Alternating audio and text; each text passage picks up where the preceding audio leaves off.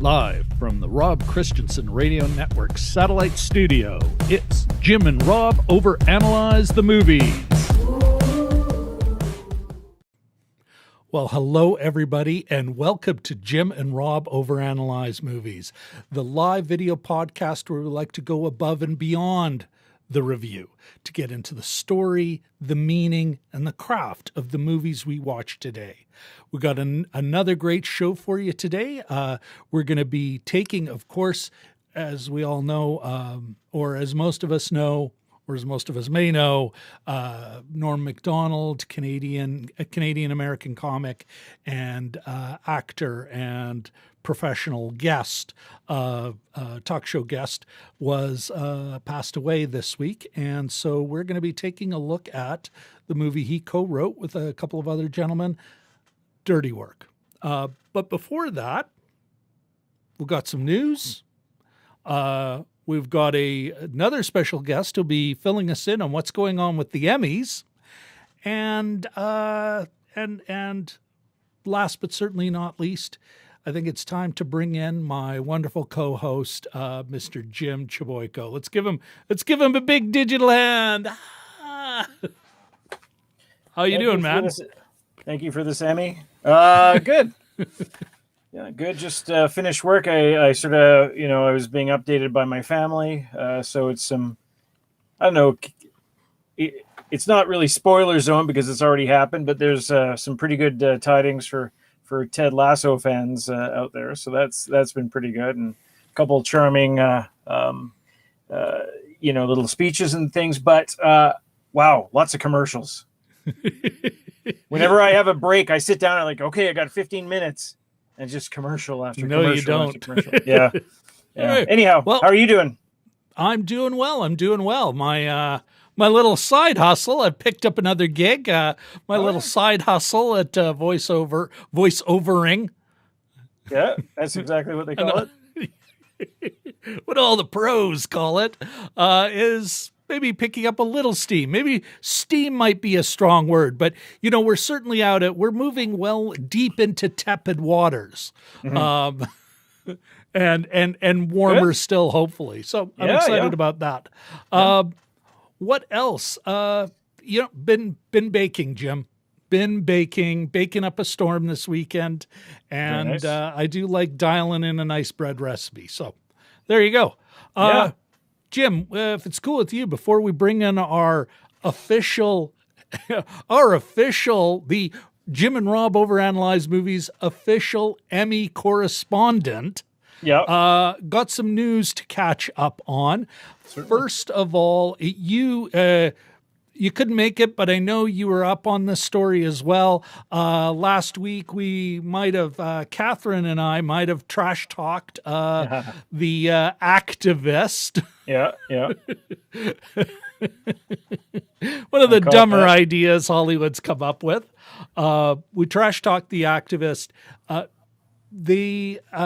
Entertainingly enough, they walked it back a bit. This from Deadline Hollywood. The activist is shifting to a documentary special at CBS amid criticism. Apparently, this is the best quote. The push for global change is not a competition and requires global effort, says We've been told. Exactly. I fucking love this. You know what? It rare.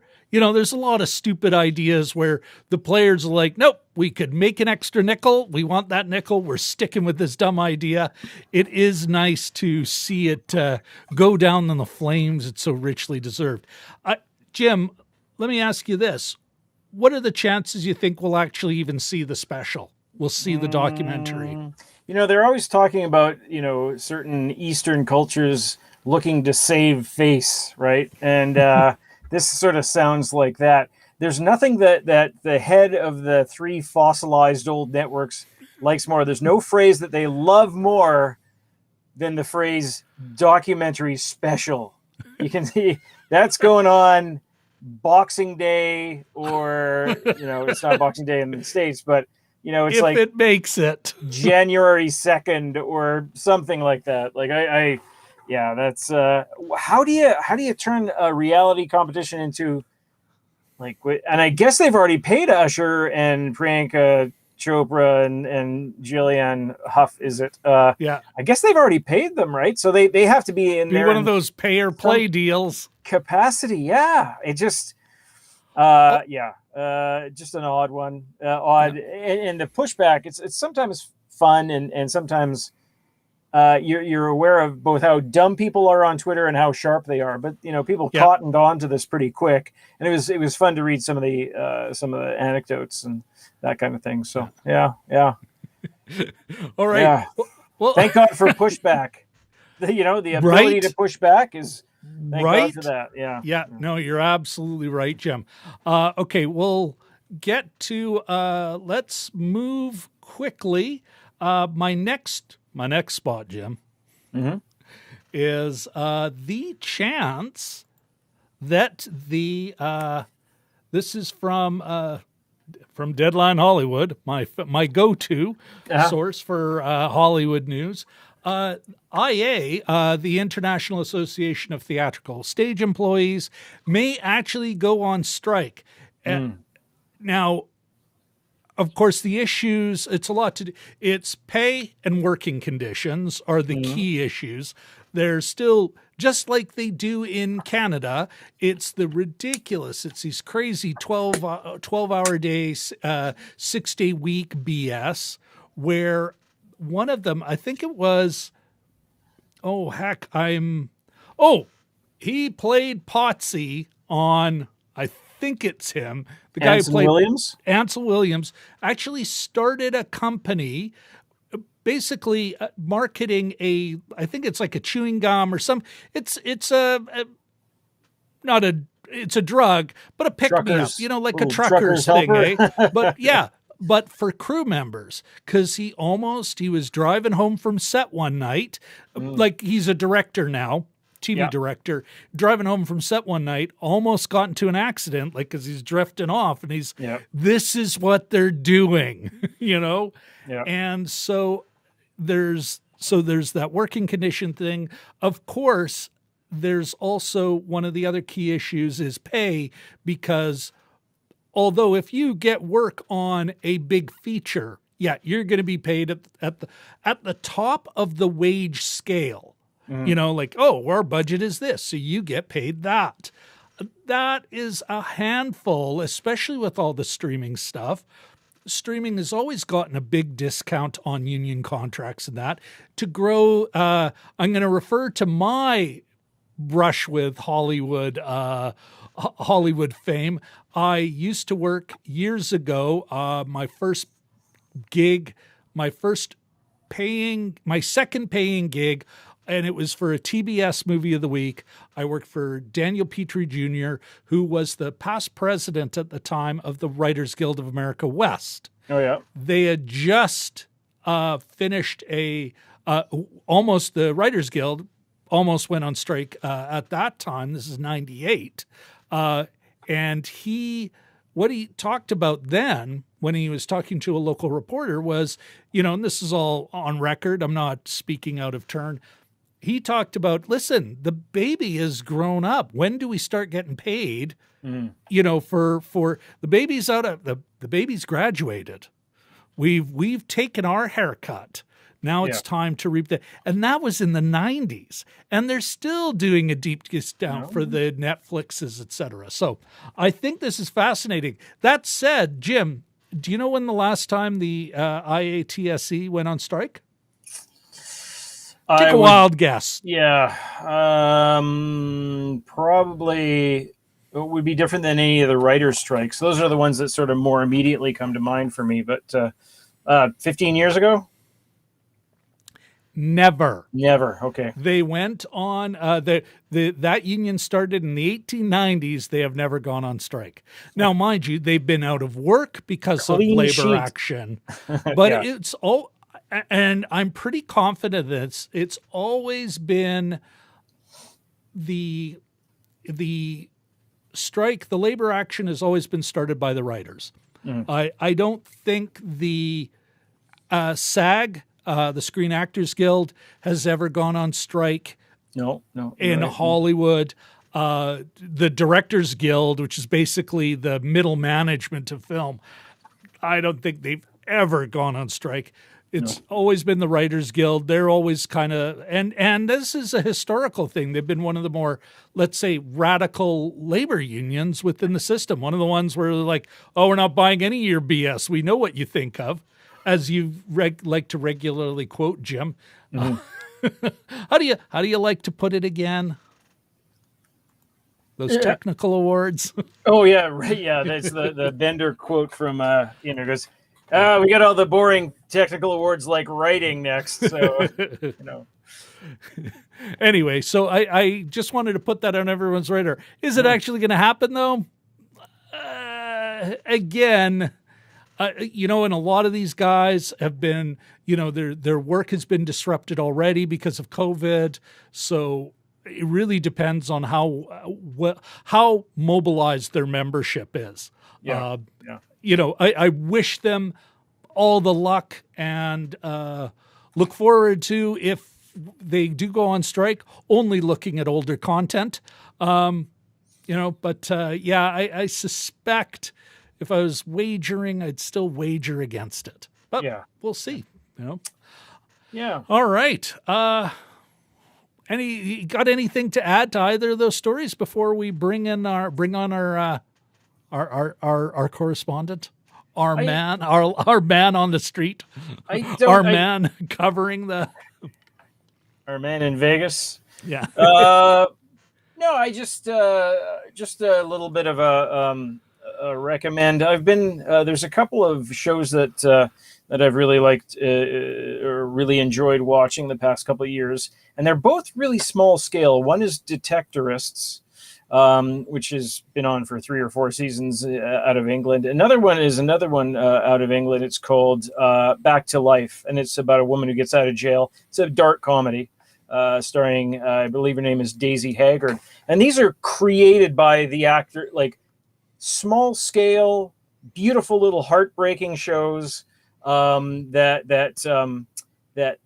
come from the actors themselves. They create their own content, and they're given these nice little limited series, 6 episodes off in a season. And my wife and I just finished the 2nd season of that one. And it's, she's not playing a mom. She's not playing a girlfriend. Like, she's got agency. She's just out of prison. Like, she's got tons of things to do. And it's just a great role for her. Watching the Emmys with Hannah Waddingham's win, playing Rebecca from. But I'm just saying that, like, kind of the roles that I think are for, depending on who's delivering them, like, the roles are out there, the interesting roles for women, and I think I'm seeing a lot more of them myself. I don't know. Okay, so the short answer to my question is: did you have anything to add to the 2 stories we've talked about? No. Before we get into is no. Okay, gotcha. All right. On that note, let's bring on our man in Vegas, our official Emmys correspondent, Dragon movie guy. Hi, Brian. How you doing, man? Hey, good, Rob. How you doing? Jim, how are you? Good. Got to get to the football highlights at some point today, but it's gonna put it off a few hours. So that's the pain, part of the fun. Yes. So, Brian, tell us about what's happened at the Emmys. Give us. To be completely honest, because of football highlights, because of a home overtime loss by the greatest team ever created, the Seattle Seahawks. I missed the top of the show. I came in the middle of the monologue. Cedric, the entertainer, is hosting, but we've had quite a few wins so far. Let me look at my notes real quick. The first interesting thing that I picked up on was Evan Peters for supporting actor in a miniseries or whatever. He had a really good.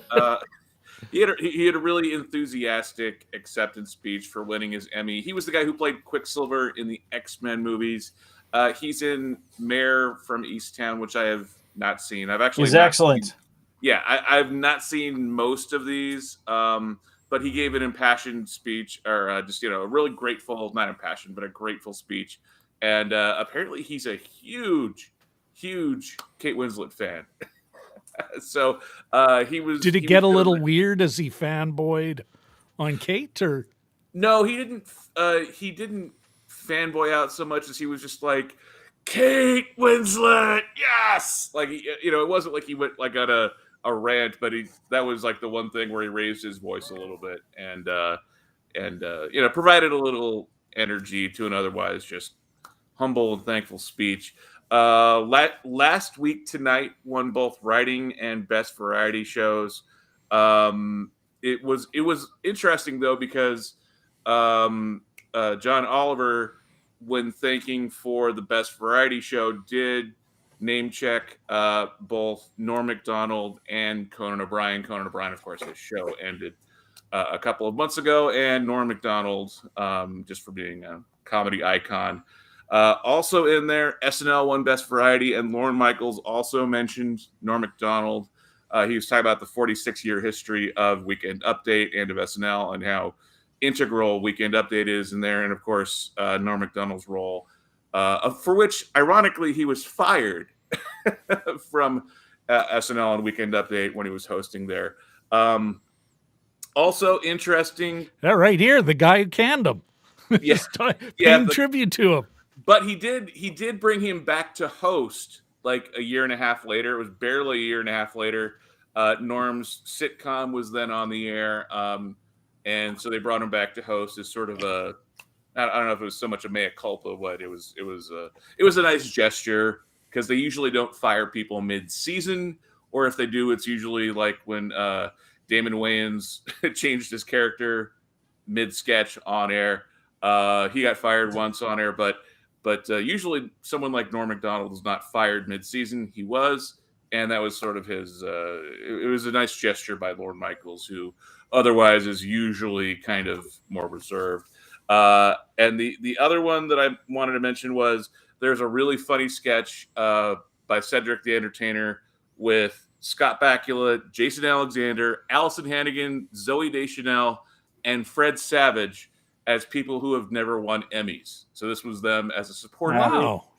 group. And then Dr. Phil comes in at the end and it's like, I've won 2 Emmys. And they're like, yeah, but those are daytime Emmy Awards. So and it's still going to be a piss off that it's so you get an Emmy. That was my favorite moment. And then for some reason, they were doing a Lifetime Achievement Award for Debbie Allen, and as the president of the Television Arts and Sciences comes out, someone starts yeah from the crowd, and like, come on, everyone cheer him. And so, like, there's a wide shot of the crowd, and the crowd kind of like, all right, gets back up and starts applauding again. And they're like, woo! And it turns out it's Conan O'Brien sarcastically clapping for this guy that I've never heard of before, never seen before. He's not any reason why Conan went off the air earlier this year. Some Hollywood bureaucrat. Yeah, I've never heard of this dude before. It's a Lifetime Achievement Award, so Conan O'Brien openly mocking this president guy as he's trying to introduce this Lifetime Achievement Award for Debbie Allen. So, I don't know what that was all about, but it was slightly uncomfortable. It's Conan O'Brien, so it's funny, but it was just a really weird moment, and just seeing the wide shot of the whole assembled actors, whatever, kind of like, okay, I guess we should stand and keep clapping, but yet not realizing it's Conan being sarcastic. So yeah. I thought those were the main moments I noticed so far, but the show is still going on. So a double win for Conan, really.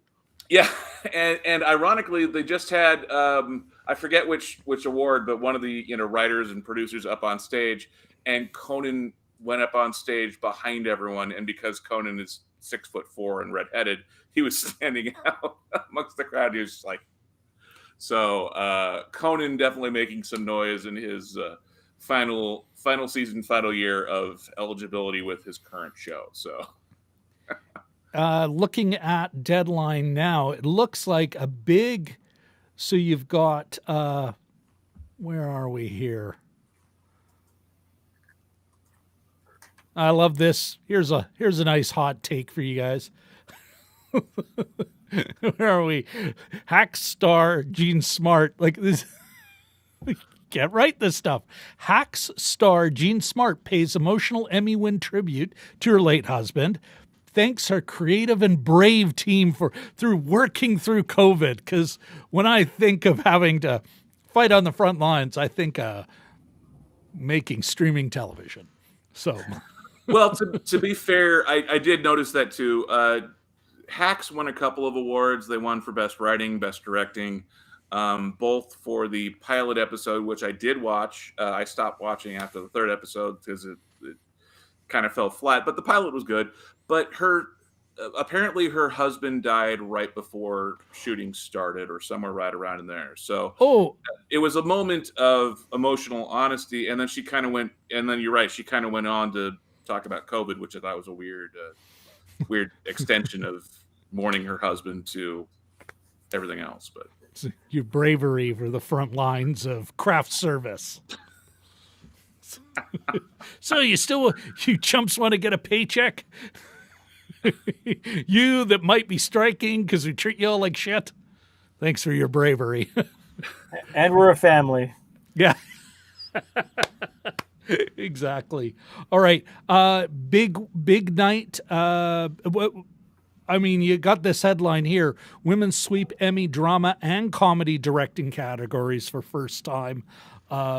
It looks like it was a big night for women-led film or women-led television. Is that the impression you got, Brian? Yeah, and there's been a big push in the messaging from the show, both in terms of the Debbie Allen Award, and through a lot of the sketches that Cedric the Entertainer's been doing, a big push on messaging for diversity, for people of color, for women, for gender identities and everything. So there's been a big push for diversity tonight in general, and I forget who it was that was presenting, but when they were presenting the award for Best Director, they mentioned that 3 of the 6 that were nominated in that category were women. So, yeah, definitely a night to take advantage of the 50%.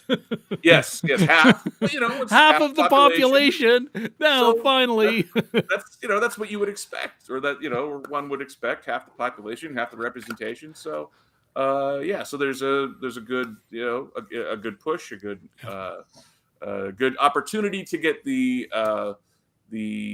message out, to get the diversity message out. Yeah. Just as I look up at the screen and they're doing the in memoriam. So, so all the people have died. Norm MacDonald will get yet another. Yeah, I think they go by. Yeah, I think they go by like when the death occurred during the year. So they haven't gotten there yet, but they're talking about like they have Ned Beatty up now. So cool. Well, listen, Brian, do you mind sticking around for a bit in the green room? Watch a little more. Jim and I will we'll do our quick review, and then we'll bring you back for a few more minutes just to kind of wrap up the Emmys. Is that cool with you? Absolutely. Fantastic. You good with that, Jim? Yeah, absolutely. Okay. All righty. Well, again, we'll send you back to the green room. Keep watching, keep corresponding, sir. And there you go. You got your tool of the trade. All right, man. See you in a bit. All righty. Let's get us back on an even keel here. And we are now going to, Jim, let's talk about dirty work. Let me take over for a bit here. Folks, here's the dirty work. Here's the log line from IMDb. And Jim, I think this is the best log line we have heard in just brevity and accuracy. From IMDb, A loser finds success in the revenge for hire business. I'm not sure if he found all that much success, but it's just a great log line. You buying that? It sounds like the plain spoken Norm MacDonald probably wrote that himself. I'm thinking. Well, it was probably the pitch. Okay, Yes. folks, I'll play the trailer, and then we'll dive a bit deeper, get into the nutrition checklist, etc., etc.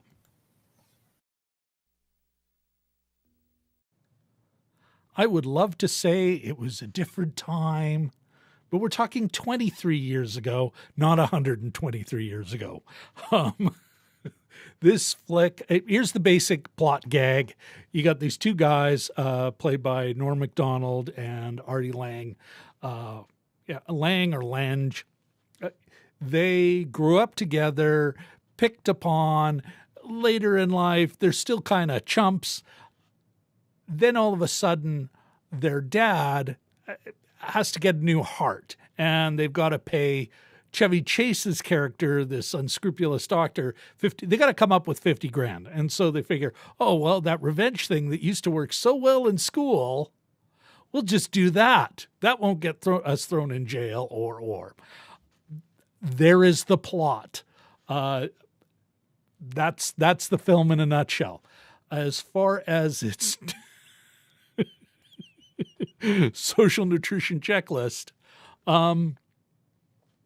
if we're talking about the reframe stamp, no. Was it union made? Yes, it was. Does it pass the Bechdel test? Good Lord, no. And last but certainly not least, some may think that it might be class conscious, but I don't think you can refer to sex workers, make jokes about dead hookers, et cetera, and in any way argue that this is a class conscious film. No goddamn way. So with that out of the way, let's bring back my co-host, Jim. Why don't we just dive in and get the quick review out of the way? Yeah, sure. I mean, it a lot of times when you turn on, it's almost felt like I was watching a VCR tape. Like I picked it up from the rental store. It sort of had that vibe of and I know it's got in the bargain bin. Yeah. And it's got that kind of feel. It's a little bit, in terms of these types of movies, it's a little bit color by numbers, I think, where they have that, even from the historical, the backstory with the music, they had piano music at the start and like crane shots of like trees on the boulevard, and they got into their school life and everything else. And that it's always that same font, that sort of font that looks semi-serious. And Yep. I always, in retrospect, none of this really fits the Norm MacDonald thing, the music or the sort of the seriousness of it, and not seriousness of it, but the presentation. But having said that, there are some laughs in here. There's one, and we can talk about it later. There is one genius scene that if the rest of the movie was like this would be a classic. And you may know which one I'm talking about, but it's I have an idea. Phenomenal. It's funny. I was worried I'd wake up the house from laughing. The rest of it is not on par with that. There's a lot of gay jokes. There's a lot of references to hookers and prostitutes and hooers, like lots. And even never in an aware way. No. It's always boy, it's fun to say hooker. Well, and also a lot of the gay jokes are kind of cheap. Like I think at one point they just mentioned Liberace's name, and that's it. Mm-hmm. Liberace, pause for laughter. And so it's quite regressive in a lot of ways. Like I said, there are some funny bits. I sort of wish there was more of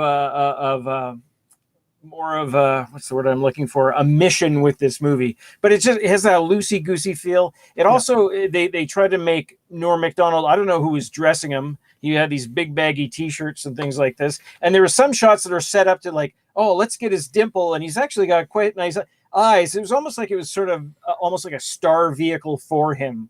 Obviously it is, but it was meant to. But there's a cheesiness here. Even the movie poster with the sunglasses.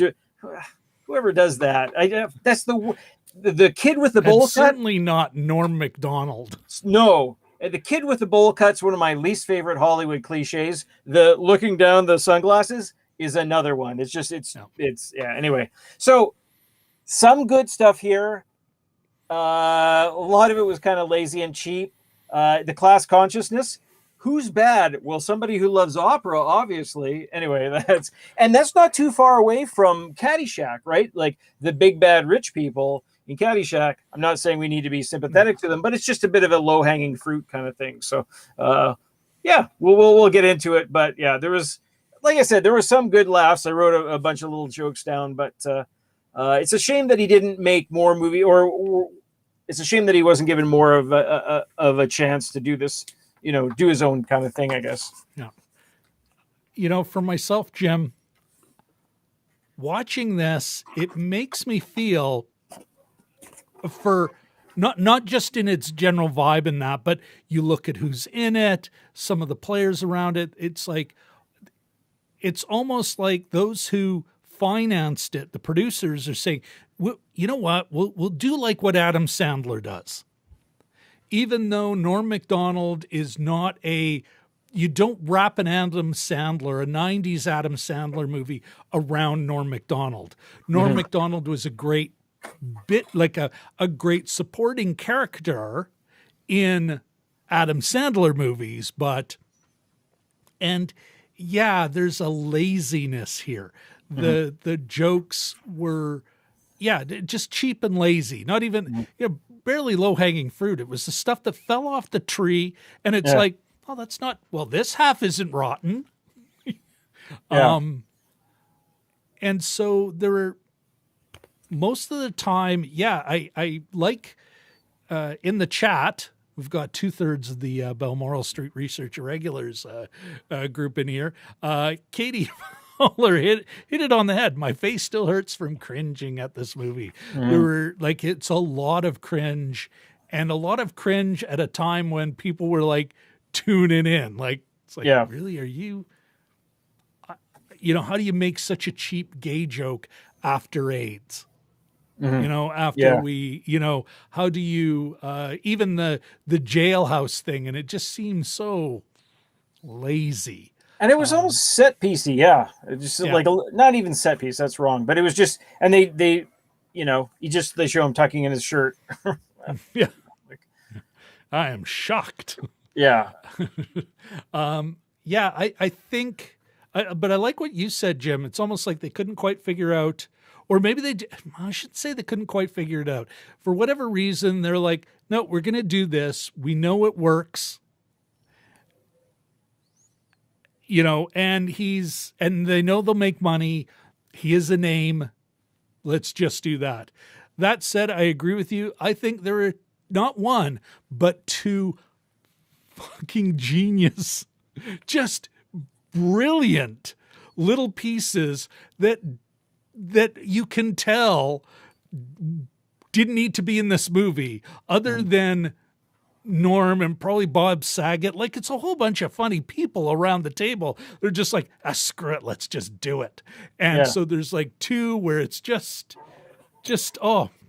chef's kiss comedy in what is otherwise really sexist and homophobic kind of bit of detritus from the late 90s. They're two bits that don't exactly redeem the film, but you could almost say, if you can get through the other crap, F you a laugh at 2 points. And the other thing is one of them really does show how, like, this was shot in Canada. He is a Canadian. Yeah. It was shot in Canada. Yeah, they're like, but here, let's dive into the chat again. I don't know about you, Jim. Do you agree with Rich? I couldn't agree with Richard more. Well, It doesn't hold up now. Did it hold up then? Maybe that's why it was panned. There are people on Twitter talking about its genius and it's underrated. I'm thinking that there's 2 parts of it that were genius and the rest is...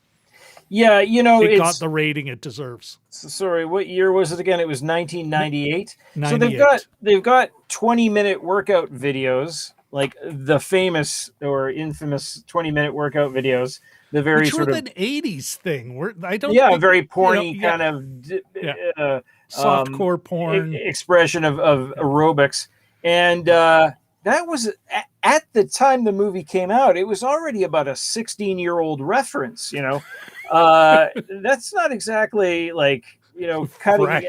Yeah, fresh even for a bro movie. It's not even cutting edge, right? It's just sort of a in Jack Warden. I don't know how many movies he had in him at that point left, but he's doing this. He's the one who played Pops, but so already some of the references were sort of old and okay. I don't know. Yeah. All right. Well, we'll get into it further shortly. But before we enter the spoiler zone, folks, I think let's find out what's going on. You know what? We need to know more about the Emmys, which means we need to bring back our good friend Dragon Movie Guy. What's going on, man? What's happening? The Queen's Gambit just won for anthology something or other series. The Queen's Gambit got a lot of good pub. Everyone seemed to like it this year, so it just won the anthology series. That best comedy was handed out just a little while ago. It was Ted Lasso won, and the Crown won best drama. So Ted Lasso and The Crown, and now Queen's Gambit, shows that have obviously gotten a lot of great acclaim this year, winning best series for those categories. Yeah, I'm looking here. Olivia Colman landed her first career Emmy. Yes, also for The Crown. She was tribute to a passed on relative.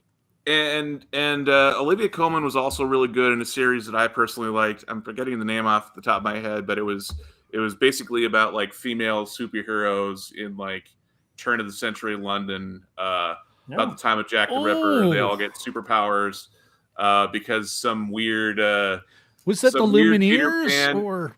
Well, there's like a weird Peter Pan Captain Hook thing flying through the air, and it sends out like glowing spores, and it's mostly women. There's a few men, but it's mostly women that get these powers. The Delavigne woman, she's in it. Yeah, it's on Prime. Let me pull it up. No, it was on HBO. On HBO? I'm brain farting as to the title, but it was really well done. They're probably going to do a season 2, but oh shoot, because it talks about a lot about like women's rights, and it kind of you have to go back and watch it a second time to really get all the references in there. But Olivia Colman basically plays the owner of a orphanage that's sort of the front for this organization. It's called. Well, I'm brain farting, but she was in it. Carnival Row? No, that's not the one. But I might have been wrong. It was someone else in it, but with Orlando Bloom and. Yeah, no, I know it's that same basic era, but I'm talking about Joss Whedon's last directing project. He created the show and then had to leave because of some controversy, But this was the show. There was controversy with Joss Whedon? Yeah. Well, it was No. interesting though because this is the show that he did the pilot for it, and it was right that they were filming it right as COVID started to shut everything down. And obviously, they're shooting in London. They're shooting with a British crew. He's American, so The Nevers. the Nevers. That's it. Good show, great show. Definitely up for season 2, but it's yeah, that was the thing that I thought I saw her in. And I could be wrong because she's not popping up on my IMDb page for her, but yeah, that was a really good show too. Okay. What other awards do they have left to hand out, man? The credits are rolling, so the show is ending. All right. Well, what would you say is the big takeaway from this year's Emmys, from your perspective? It's still a socially distanced Emmy Award ceremony. They had a London, England, kind of a bifurcated broadcast where all the British award winners were in that room, and this one was one that looked like it was in one of those outdoor convention type spaces where it was like in a giant tent, no audience really to speak of, and they're trying to get bigger, back to the type of award shows that we're used to seeing, but bigger than what the Oscars was, but still kind of socially distanced. Also, I think they're really trying to make an effort, a good faith effort to be more open, to be more diverse, to do so, but without being too preachy about it. So I think they're trying to do a lot of different things. Some of it worked, some of it didn't. I really didn't think Cedric the Entertainer did a great job as host. He did an okay job. I like that one sketch that I was telling you about the non-award winners for the Emmys. Mm-hmm. That was pretty good. But overall, just sort of a relatively flat show with a lot of things that you probably would have expected to winning, and a lot of shows that I have not seen this year that a lot of people haven't seen dominating the Emmys. So overall, interesting year. Gotcha. How long do you think? Well, I'm kind of curious. Do we have any wagers on where the ratings will lie? Like myself, I'm one of those guys. I'm the guy who just is forever short on Tesla, and eventually it'll blow up, but I will run out of money long before Tesla finally implodes on all its near fraudulent horseshit. So even as I predict the demise of these pointless shows whose ratings keep dropping, none of these things are blowing up. They're ridiculous. But yeah, what do you guys think the ratings will be tomorrow? Better than last year? A lot better, like similar to 2019 or 2018? Or are they going to be depressed as in was last year? The ratings for everything year over year after year keep going down because we have more and more choices for entertainment as we start watching television shows on our phone, as we get more and more streaming services, as we get less and less watching things live, watching them on their first run. Ratings will continue to go down because there's more and more channels, more and more ways to watch stuff, and only so much of a population plus video games. So plus video games, plus God forbid people actually spending time with their families on top of COVID and everything else going on. So even the Super Bowl's ratings have gone down, regardless of who's in it. If you look at the biggest things, there are a few outliers here and there, but I think that's the good point. Emmy Awards, Oscars, all of these are just like any other television experience where even the NFL kind of goes down year after year, and that used to be one that people considered bulletproof. So I think as long as we have a certain expectation of where the rating should be in any given year, depending on what people's viewing habits are, as long as there's not a precipitous drop off, I think that you can only expect a certain leveling off of ratings decline over the years. No, yeah, no, that's a great point. What, Jim? What do you think? I'm sort of not very objective. I'm a huge Ted Lasso fan, as as you and I have discussed. And it seems to me, just who I pay attention Quick to. note, folks: the show that I had to nag him to watch. Well, no, You gotta watch it. You gotta watch it. Got there. I'll get to it. Anyway, continue. Yeah, please. I wonder how did that unroll. Anyway, no, I remember. I think I did it on the show. Yeah, probably. But so I'm a big fan, and all my social media is all Twitter's sort of blown up about it and that sort of thing. So I sort of wonder if some shows are more accessible than others, and this one, part of the problem is it's on Apple TV. Not everybody has Apple TV, but I sort of wonder if the shows themselves will bring more. If you're a Ted Lasso fan, you're more apt to watch an award show, especially because it's only going to be 3 years. It's a fairly fresh thing. It's a fairly limited series in its own right.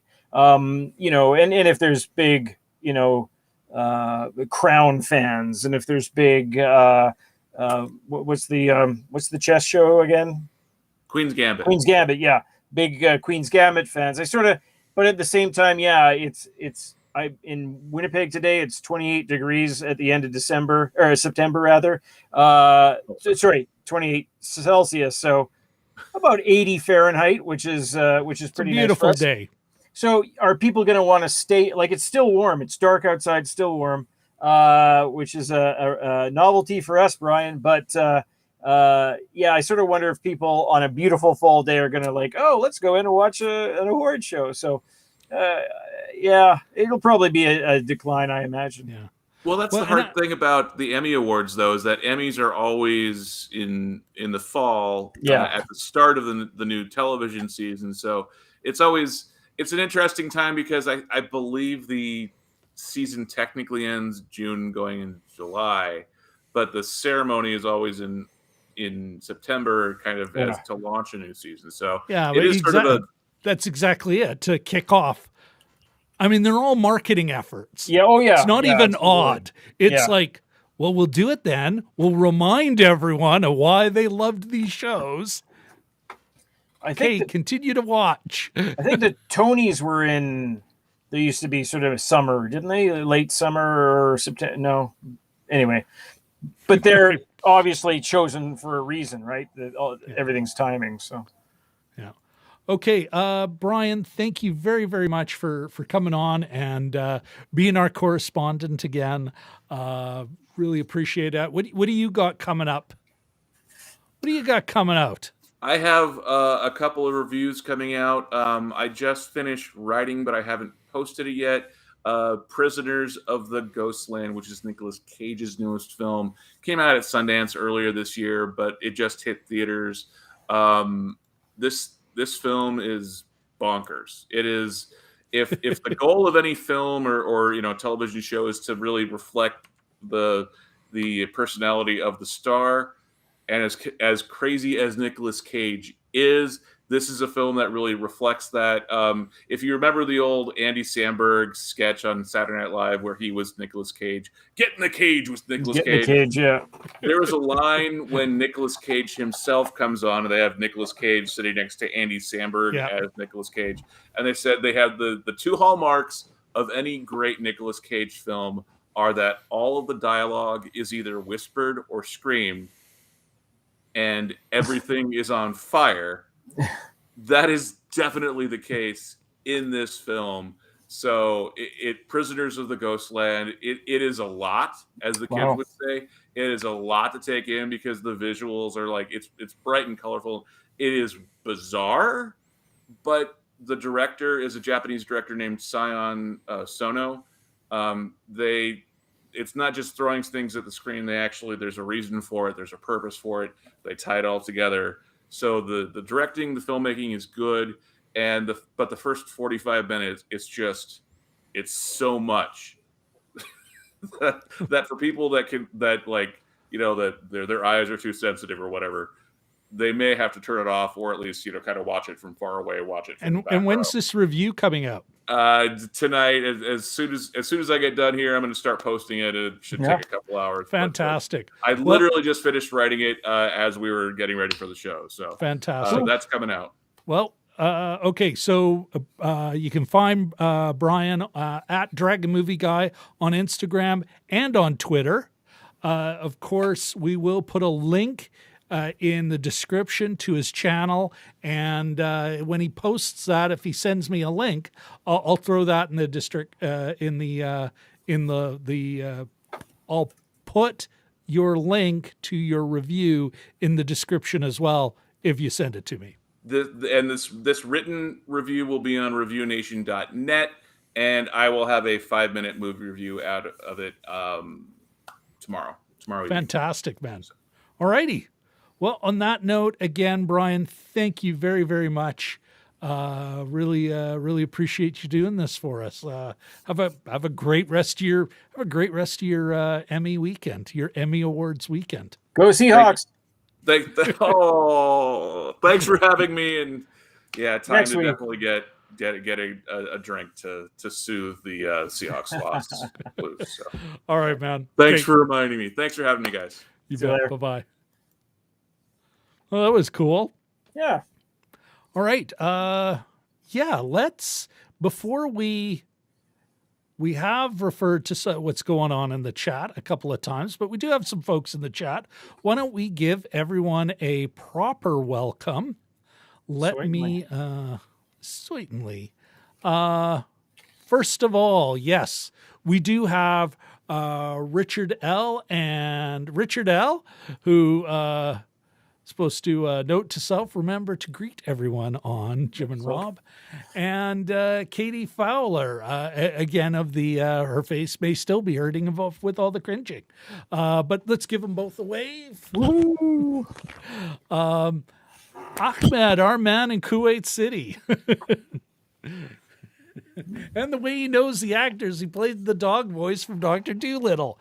He was also Pigeon in, we're talking about Norm MacDonald, of course. Oh, yeah. He was also Pigeon in the Mike Tyson Mysteries, which the first couple of seasons, I couldn't get enough of that show. Yeah, that's true. Yeah.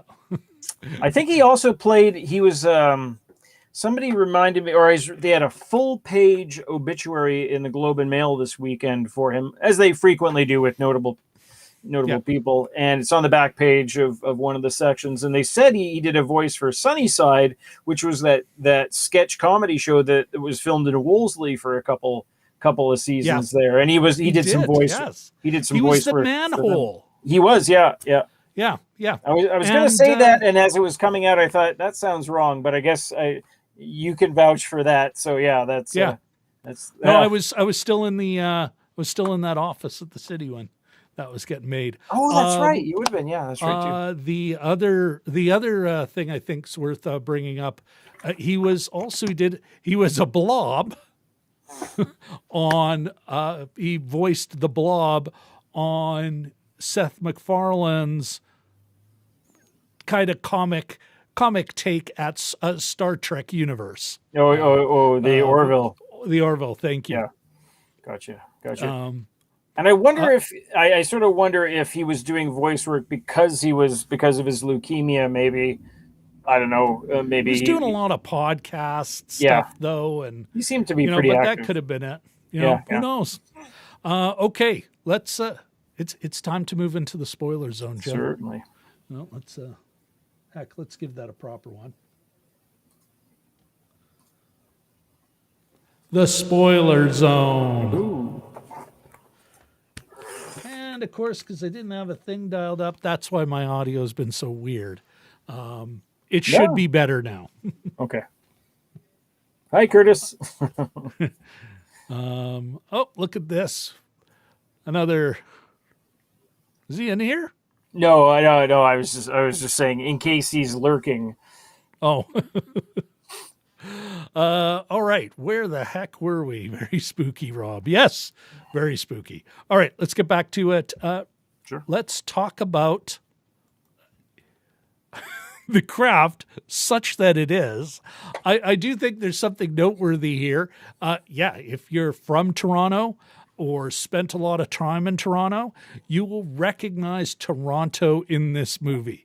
They're one of those trying to be a generic quasi New York, and it's like, wonder if they had to bring in dirt and garbage or something. Yeah. But yeah, I mean, as far as the performances and everything goes, Jim, this was a generic, like a generically produced movie. Again, other than two genius scenes, I can't.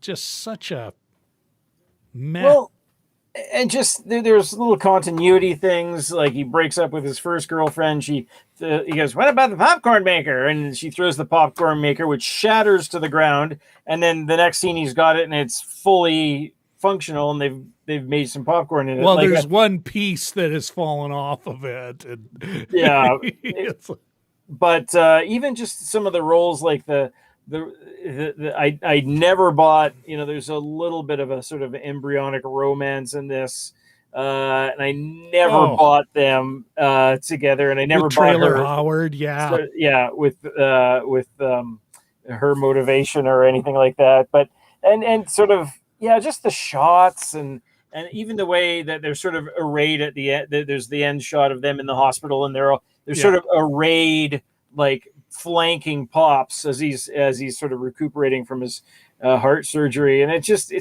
so cheesy and we should say that Bob Saget yet was another the director. cringe-worthy joke.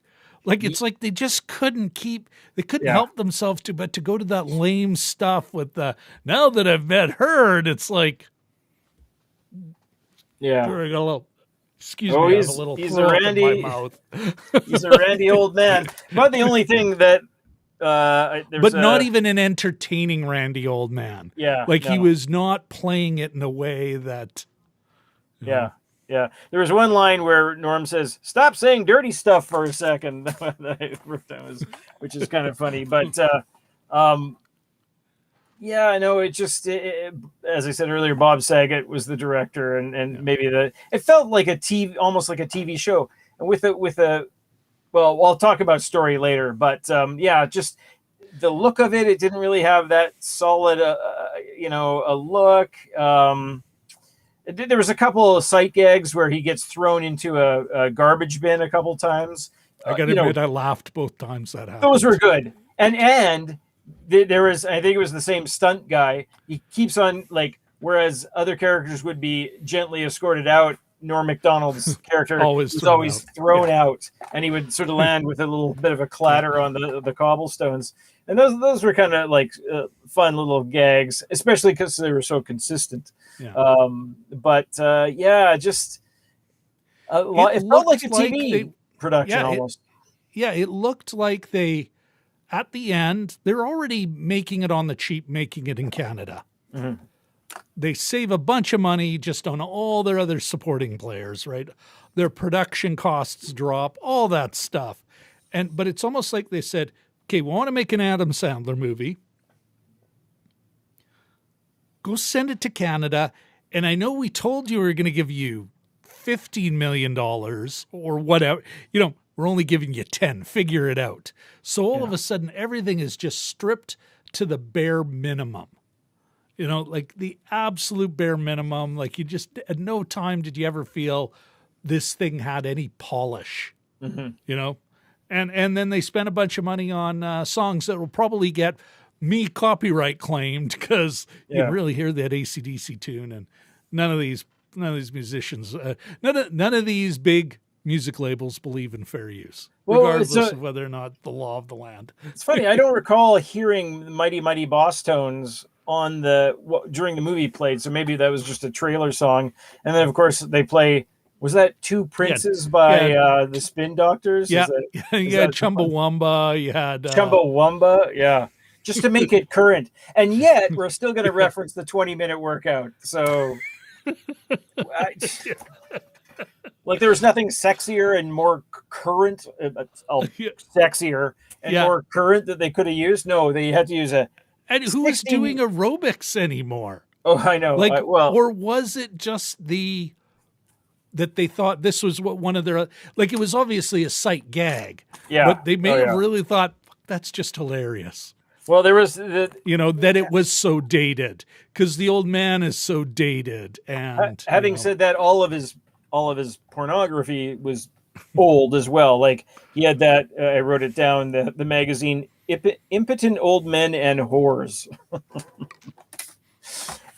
But there's an interest. They loved using whore, prostitute, hooker. Yeah, dead hooker, even made a joke about dead hookers because that's comedy gold. Oh yeah, and there was a run of those. Like just the like not just the set piece of dead hookers, but the I've never seen so many dead hookers, and then cut to the creepy guy. Oh, I know that feeling. And it's like this is. Yeah. Like it is. It's just keeps hammering these really cheap jokes, like and never mind cheap, offensive. Like it's hard to not that it was easy to hear in 1998. I think one of our chatters is right, but some of these jokes now, it's like, what the fuck? Yeah. Oh well. But you would agree with me though, as far as the production values go, the craft itself, like the performances, I mean, they're all doing shtick. I don't think, now mind you, it's not like we're supposed to see a character have some big arc. No. But at the same time, it's like, oh, he learned did he learn a lesson? Oh, well, he's telling us he learned a lesson, therefore he learned a lesson. But in no way do these characters ever, there's no change, there's no vulnerability, there's no, and I'm thinking of the Adam Sandler classics. And, you got Happy Gilmore, Billy Madison, maybe Mr. Deeds, but there's a few 90s flicks where you could at least say, no, the character got pushback. There was some ridiculous relationship with a woman who would have not a minute of time for him, but they sell it. They make it work. In here, it's like everything, but now we're not going to even bother trying to make it work. We'll just say it's happening. Yeah. And you'll have to accept it. There's poor Traylor Howard going, I guess I'm attracted to him. Look, I know I took down your grandma's apartment block and everything, but, I had a reason. It's your fault if you don't get it. That's not supposed to be it's more like an Anthony Hopkins Nixon rather than a straight impression. So, it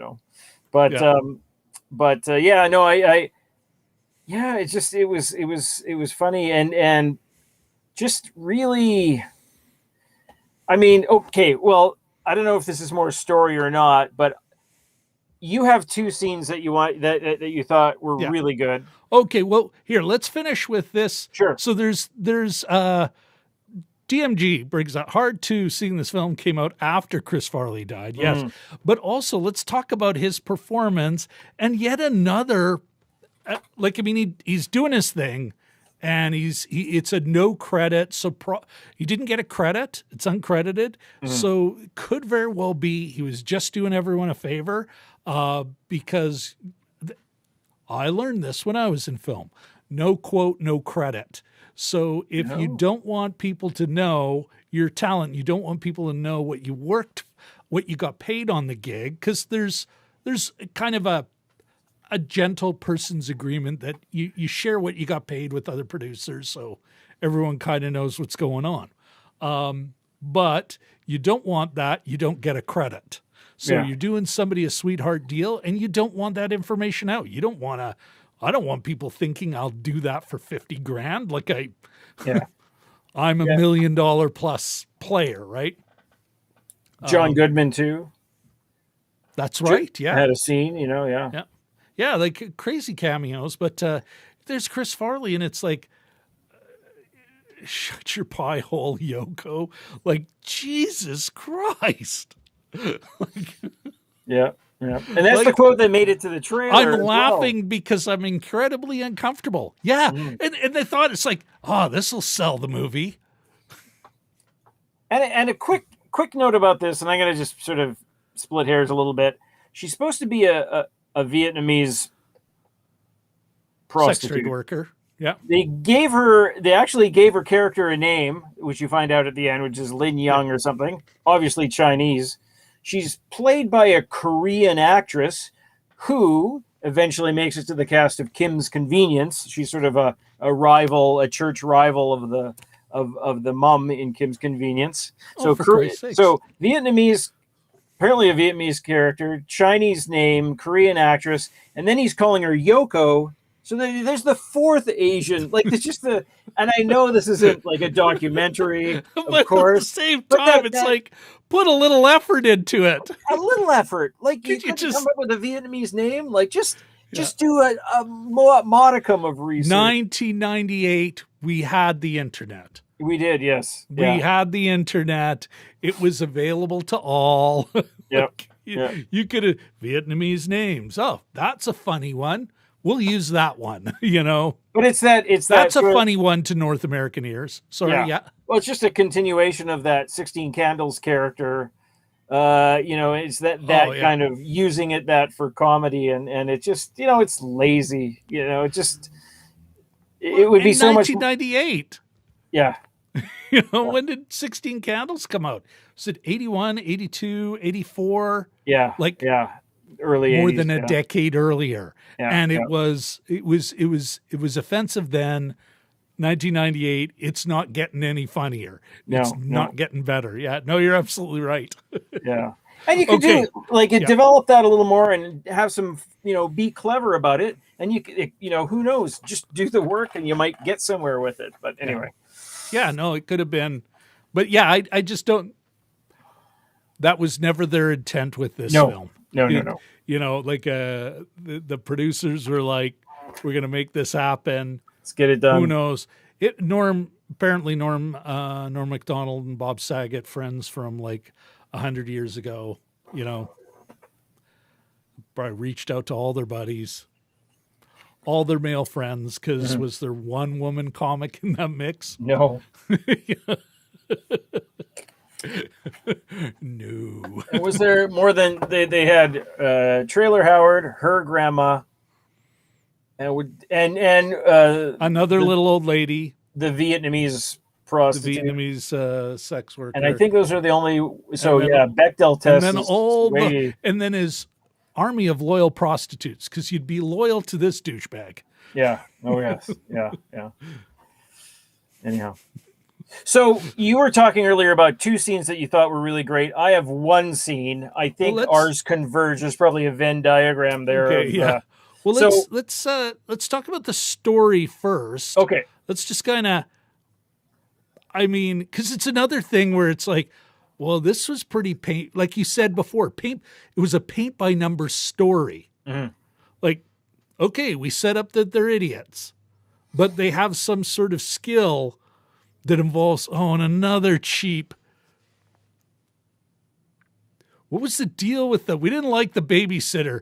Do they show us why the babysitter's a jerk? No, but they will show some girl on a toilet. It's like, oh yeah, okay, that's what? I actually forgot about that part, but yeah. Now there, I'm wondering if they had a scene they had to cut. Because everything else, they showed why that person was terrible. Oh, yeah. Apparently, a lot was cut out. It was apparently supposed to be much raunchier. And they really sort of had to... 76 minutes of comedy and 5 minutes of credits. One of the shortest films we've had to watch. It's a tight 76. That's a main 76. Feature in 1921. That's 76 minutes. We can still consider it a European length feature. 70 minutes. Oh, we're done. Woo, how long is this entertainment? I got to take my straw hat off. Okay. But yeah, would you agree with me? Like, it's just such a stock story. Like, yeah. there's nothing in this story where you go, well, there's a twist. Yeah. Oh, I didn't see that coming. Yeah, but unlike some movies where the story is almost non-existent, because they really are just moving from one comedy gold set piece to another. Here, there's always jokes. Yeah. Like there is no lag. And that may be what they had to do. They're like, boy, this is not good, and we got to cut out as much as we can so at least people aren't getting bored. Yeah. But yeah, this is like, okay, then this, and now we're into the movie part, and then there's the betrayal, and then there's the save, and then old man gets new heart. Norm gets girlfriend. Mm-hmm. Yeah. But he has no business being. Nope. Yeah, and it's just the loosey-goosey. It's almost like they had a bunch of ideas, and they sort of said, hey, this would work. Like the movie theater bit where they tried to teach Don Rickles a lesson is different than, teaching David Koechner, the used car salesman, his business. And just, and then Christopher McDonald, they were all very loose. And then they have Don Rickles to make a phone call later. Yeah. It's like, what's the point of this? What happened with that again? I forget. They just sort of dropped that, didn't they? Oh yeah, there was no reason, and he hit it with a baseball bat. He phoned their work. Yeah, and then they could still get the call. So it wasn't even like there wasn't it didn't even create an obstacle. No. Oh, excuse me. No, it's just the looseness of it. So if they had some creativity, you could have gone dark on this. Like if you think some of the, like in a black comedy kind of way. I don't mean dark like Eraserhead or something. But it could have gone really kind of in a weird, fun, Observe and Report. Place. Yeah, or the Cable Guy. Like an inspired place, and somebody actually dies because it's called Dirty Work, right? And you think, well, and that might be a thing. How do you what hijinks do these guys get up to that isn't like, it's got to be dirty, but it can't be too dirty, right? They can't become killers or anything like that. Yeah. But and there's it could have gone in so many different interesting directions, and it sort of didn't, except for these, for a couple of the scenes there. And so that there's Norm MacDonald as the lead, and he's almost pulling that Jerry Seinfeld, Roseanne Barr when they first got their own shows. It's the comedian doing the thing. Yeah. And he sort of seems vaguely uncomfortable with some of the lines and stuff like that. But whatever. I mean, you just give him lots to do, and this could have been a lot tighter. I just thought, well, it was already 75 minutes. You can't get much tighter than that. You know what? If we really trim it down, it could have been a great pilot for a series. It could have been it could have been quality tighter, I guess. Or tighter in quality. I don't know. Or it could have been about something, before. And speaking about something, before we get into that, there were, though, some great scenes that almost like, wow, I'm watching a different movie. Yeah. You'd mentioned it. How do we want to do this? There's one that you're super jazzed about. Yeah. I've got two of them. Okay. I'll say mine because I think yours is one of mine and you have two, so you get the second one. So when they go, one of their dirty tricks is to get these guys out of a big mansion. And so their big sort of 1930s style ideas. I forgot about that one. Oh, you weren't talking about that one. No, I forgot. Now I've got three. This is like Buster Keaton genius or something like. So maybe not Buster Keaton, but so they basically they go around and they put fish in the various areas with the hidden behind things and in vases and things, with the notion that once these, it's like Limburger cheese and the old Bugs Bunny, using that. Oh, it smells. We got to get out of here. So they're going to chase these bad guys who have been creating havoc in the neighborhood away from this mansion by hiding fish. It doesn't mention how they get in. They're breaking into a lot of places too, by the way. But anyway, details, schmeetails. So the guys come home while they're doing this, and apparently they're very violent drug runners. So Sam and what are the characters' names again? I should know this. Norman and Lange. Mitch. Yeah. Sam and Mitch go into a side room and hide, and they're both holding fish, and they're feeling all cheeky and kind of emboldened, and they're smiling, and the camera holds on them just for about 3 minutes, and solid 3 minutes, and you hear the guys off screen, and they say, "Hey, it kind of smells in here. What do you mean by that? Is that some kind of code? I don't trust you anymore." Yeah, you're a cop. You're a cop. I smell bacon. They pull out guns and they start shooting each other. Not only that, but it gets progressively more violent, and you hear a chainsaw, and he goes, Oh my God, he got my chainsaw. But he narrates his own death. He goes, "Oh, I just bought that chainsaw last week, and now he's using it on me." And then you hear, "Rear, rear, rear," and he goes, "Oh, wait. He's taken his chainsaw and he's using it back on me." And so they're doing all this whole thing. And he goes, "Oh my God, all is that those a grenade?" guys held. And the camera's only on them, and they're smiling initially, and we're each holding two fish, and their smiles gradually fade, and they become more and more horrified, and they literally don't move. Just their faces drop. Amazing, like so amazing, and a gutsy call, and funny, and just hilarious. And the interesting thing and the money saving thing is they go into the chamber after it's done, and they don't show the bodies, and they show a piece of art that's been cut by a chainsaw.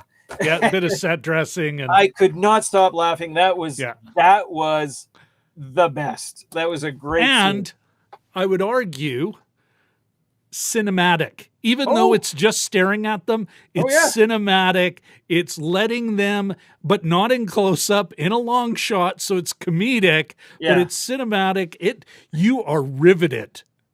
Like you are in that, and again, it's like, well, what fuck? I want to watch this movie. Yeah, this is If for me, the rest of the movie had that sort of inspiration, it would have been a classic. Yeah. For me, one of the gags they had for a while, that when they were trying their many ways to make money, testing food, Norm MacDonald gets high. He looks over in the car, and you got to remember, like I laughed out loud. I thought it was he looks over, and all of a sudden the car's in flames, and it's Gary Coleman just smiling at him as Gary Coleman as he could. And then all of a sudden the weird thing was we kill the pig and then we eat it with Adam Sandler, and then back to Gary Coleman. And I was just like, this is out of a different movie. This is out of, there was a great, Amazon Women on the Moon. Not even a story to connect, or barely just a bullshit gag, a framing device to set up just one bit after another. And that's what this felt like. And it was like kind of, this is great. And Gary Coleman, he hadn't done anything like this up to that point, or like it was still a good gag then. He also didn't look, as rough as he did later on. And I'm not saying rough. I think part of it was just because his physicality, I can't remember. It's a syndrome. He had condition issues. I know for one. But I think also his size was it comes with a panoply of things that, But anyway, that was just great. It was just goddamn genius. Yeah. And then they get a callback to it in the third act, where all the workers, the security guards and waiters and everyone else is supposed to be working, in the opera house, they eat the stuff, they Oh, yeah. get all high. And what are Itchy. they all watching? First of all, George Chevallo, Yes. like for crying out loud, George Chevallo, and the actual, at the time, he was briefly, I think for like a minute, the heavyweight champion, that Norton guy. Ken Norton, yeah. Ken Norton, thank you. And then there's Gary Coleman back Gary again. Coleman again, yeah. Just- Fighting Ken and it's Norton. like Norton's got to reach down to punch him into the ground. Yeah. And I was just like, what do you think they're watching? And we get this moment. Yeah, and yeah. having George Chevallo, and That's George classic. Chevallo looks great. Mr. Toronto. Like this Canadian boxer, the guy, a Yep. guy who fought Muhammad Ali, and then the Never actual. knocked down. but unlike Gary Coleman, got Yeah. knocked down hard. It was such a great, just out of, like, doesn't belong in the movie. It's so Yeah. fucking funny. Yeah. Yeah, and so Canadian, like to kind of put in George Chevallo, you could have gotten anyone to do it. That's I want George Chevallo. That's not a the tip of the hat, I think. Yeah, Yeah. Like, imagine if we exactly. could get George Chevallo. And that's that inspiration that you wish the rest of the movie had. There's a couple other, Norm MacDonald had a Montreal Canadiens jersey that you saw a number of times too, and so that's another nod to the to his Canadian heritage. So that's pretty cool. And McDonald was known to wear a Jets jersey in public, not just in Winnipeg. Later Around. in his later years. Yeah. So. Yeah. But that was those three great sort of wacky scenes and super funny. And I did laugh, a number of times out loud at this movie. Yeah. It's maybe half of the gags, and then the other half were sort of like, and with comedy, you should never be worried to fail. I've read that kind of thing. You have to be prepared to fail, but how much work you got to put some work into it, and it can't all just be gay jokes and hooker jokes and things like that. So, and I don't think that is here. It's almost there's you can't be afraid to fail, but that assumes you put some effort into it. Yeah. It assumes that you're like, okay, I know you're putting your heart and soul into this bit, but the Liberace joke, no one put any effort into that. It's a reference. Right? You should be ashamed of yourself, sir, for trying. Yeah. And I think a lot of this stuff just was never. It's what's interesting is, and this is where I'm thinking, I keep coming back to, I imagine producers getting involved and saying, well, but this is the movie we want, so go make us that. And finally people just, okay, am I going to get paid? Did my check clear? All right, fine. But there's no way you'd bring this product to a Norm MacDonald and go, here, I think this is the perfect vehicle for you. Yeah. It's interesting. He did star in a movie with fucking Dave Chappelle a couple of years later called Screwed. A film I don't remember at all. So, how good could it be, right? Yeah. But this this was, other than a couple of these bits where it's interesting. He's barely in in the first. He's in the one you're talking about. Yeah. Which is so Norm MacDonald. Yeah. I think that was maybe the one bit where you go, that's right up Norm's alley. Norm, like he's a friend of mine. But you know what? Like it so leans into what he does well. You could imagine him just rambling on and setting up this joke on a Conan, like on a Conan O'Brien show, and then finally, and then this happened, and well, it went a little sideways. Yeah. What'd you do? Oh, I stood there. You could see him setting up that gag. Those are two of the things that he was sort of known for, to do to overdo something, right? Like those big long jokes that had sort of the weird punchline, but also that brevity. I thought of a better word just now, but that sort of minimalism, I guess, Yeah. And just a not a super adorned joke. Seth Meyers was, just a quick aside, Seth Meyers was talking this week, as a lot of people had sort of spontaneous tributes, or, just maybe written a few minutes ahead of time. And Seth Meyers said, he goes, I have a favorite Norm MacDonald Weekend Update joke, and I think about it a lot, as a writer. And it was this. It was dated from, the 80s or 90s. And he said, the richest girl in the world, billionaire 10-year-old Onassis, Onassis girl, had her birthday party recently. When asked how her birthday party was different now that she was a billionaire, she said, "We had 2 cakes." Yeah. And that's I think you should have done what Seth did and wrote that down.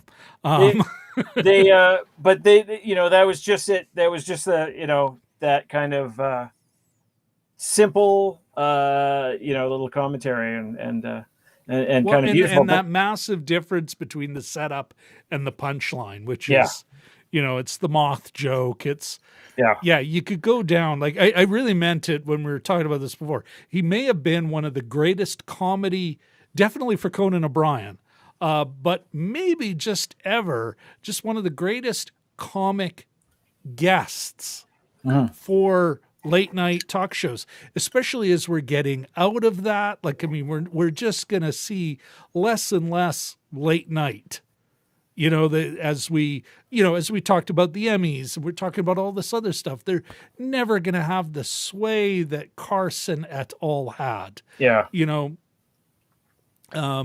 But so it's interesting that he passes when that was, like, in some ways his milieu, Jim, before we move on to meaning, a couple of things I think we should do. Sure. One, first of all, let's wouldn't mind begging everyone for a like. Oh yeah. And if you could, if you haven't already, please subscribe. And last but certainly not least, don't forget to ring that bell. It's all in the wrist. Let's catch up with the chat. There's been a couple of Yeah. great bon mots, and I've been putting them up on the screen, but I wouldn't mind coming back to them. Yeah. And a couple of comments. First of all, this is interesting.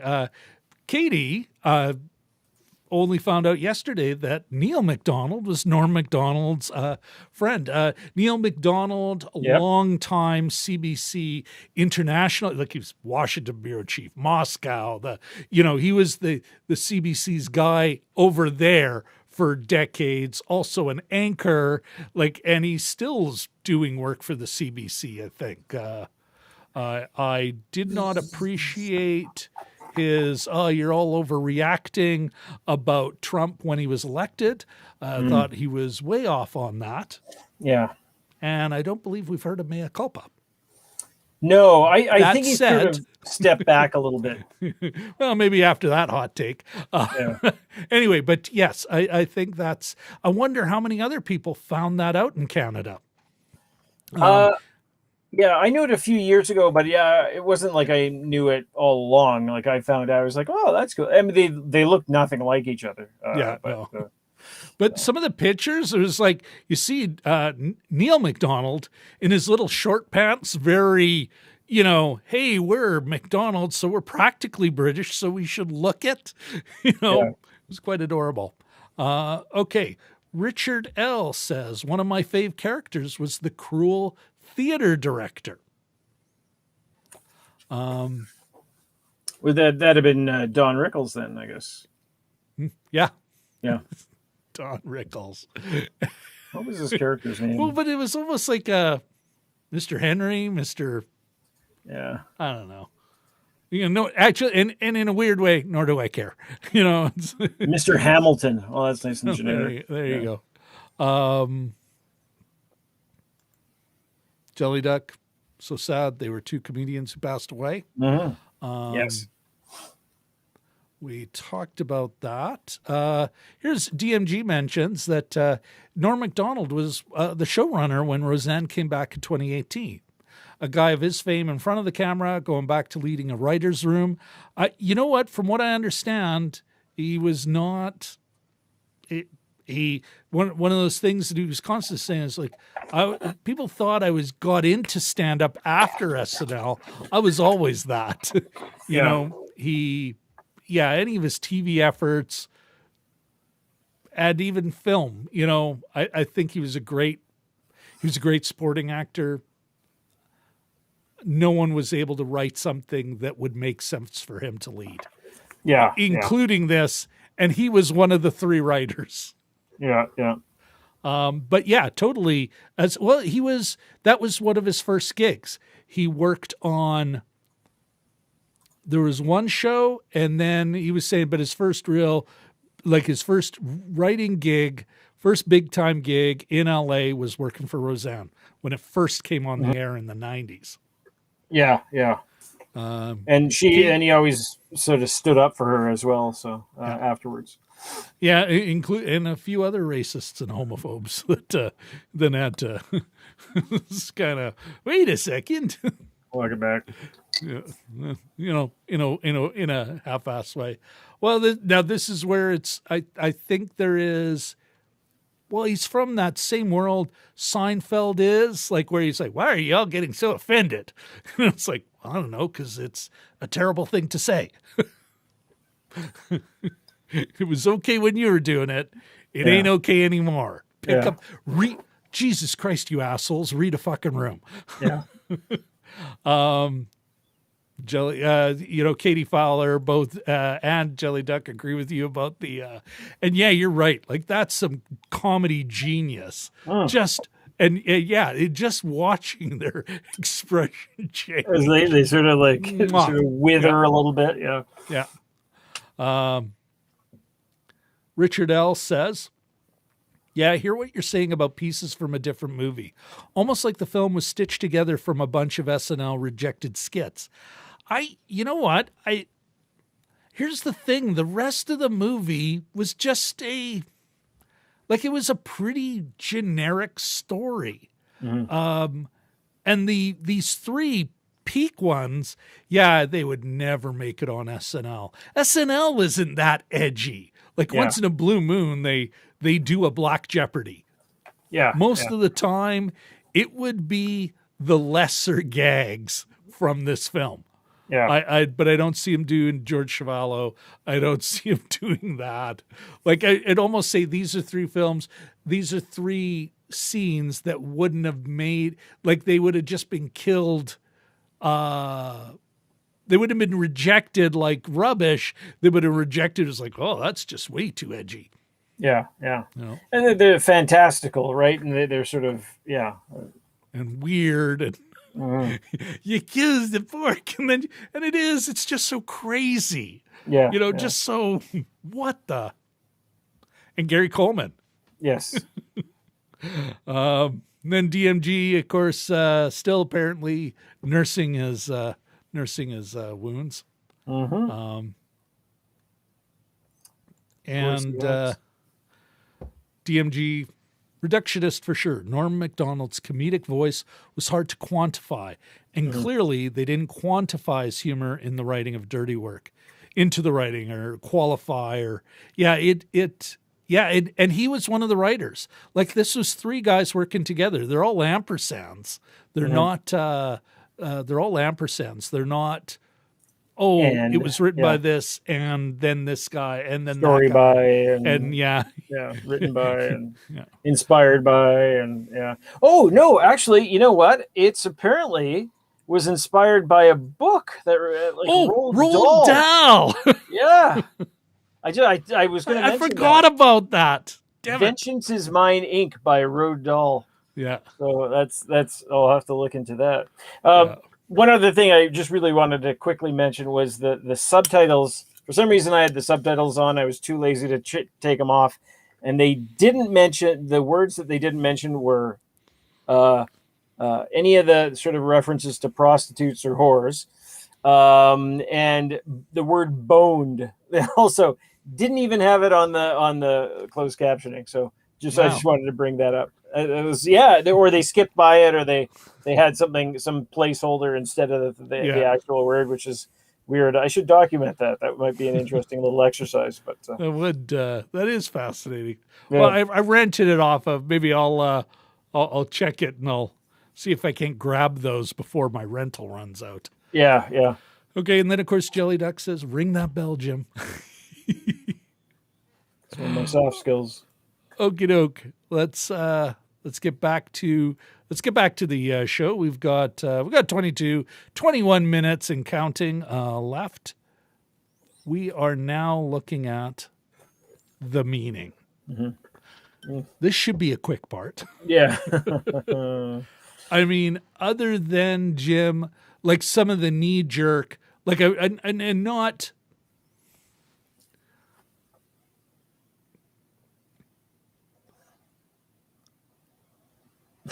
Yeah, it's incredibly sexist. But I didn't, like some films, some jokes where you're like, boy, you got a problem. You feel an anger behind the joke. I didn't think, I thought it was more juvenile. Yeah. Like the stuff was more juvenile than Scorching, like, or like agenda laden, or just where you just get kind of creeped out, right? Yeah.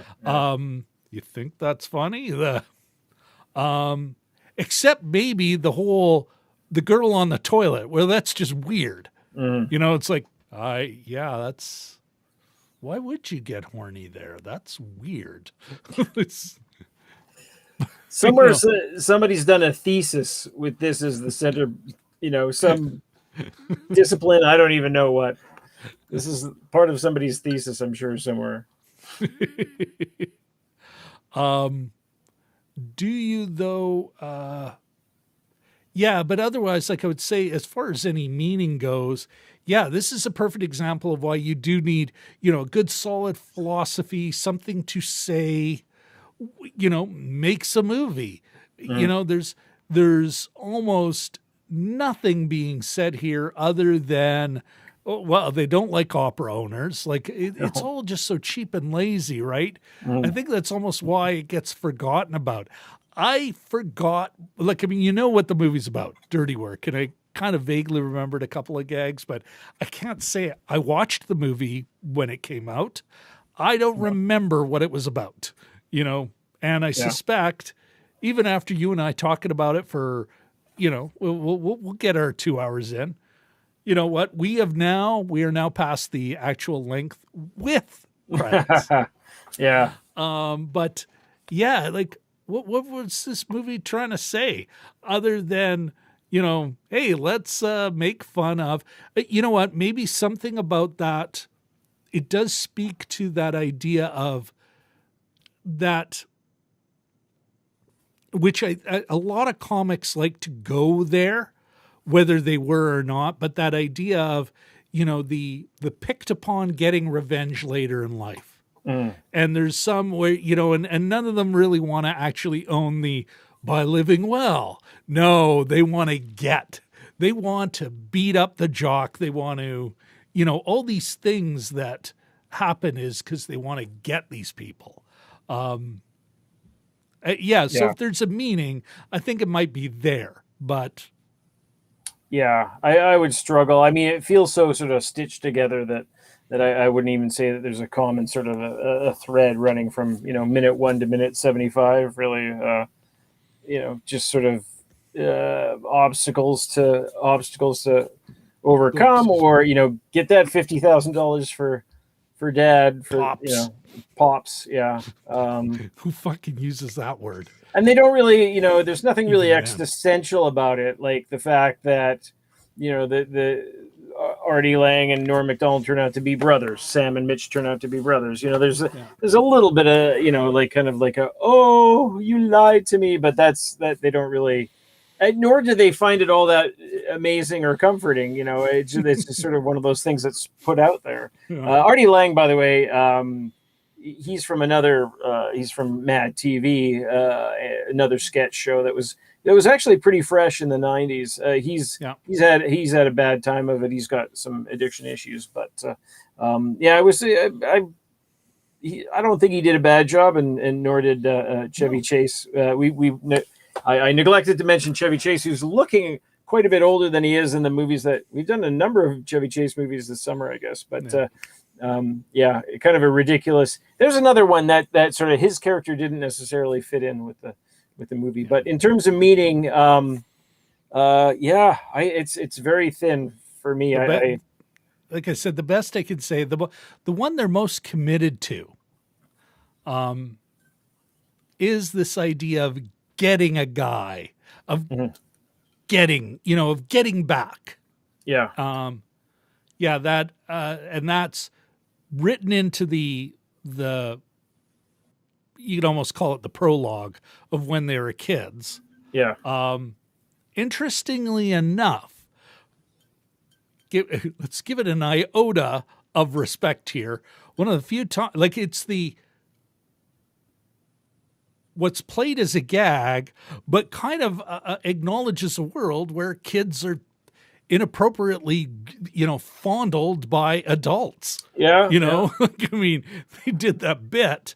But yeah, otherwise like it is. And it's something where, yeah, if you could really strip it down, that would be about the only thing I think the writers and Saget, like all the players around that table were like, yeah, but we do love fantasizing about getting people who picked on us.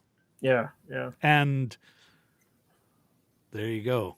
The handsy crossing guard. I think I gotta admit that was actually it's not a brilliant bit, but not a bad bit. Yeah.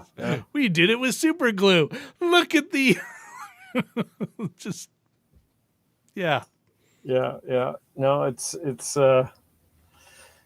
yeah, I don't know what again, I'd actually be interested in reading the or taking a look even, or getting just a passing glance at the cover of the Roald Dahl novel just to see what is different, how it diverged. And it may be that it was the original germ of the idea, but I'm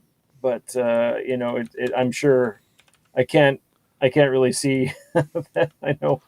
See, Roald Dahl got dark, right? And he got dark and interesting. Yeah. And I sort of, it's a shame that this wasn't more sort of like that, dark and interesting. Yeah, I'm looking it up right now. What a great title. The Vicar of Nibbleswick. That's an actual title. Okay,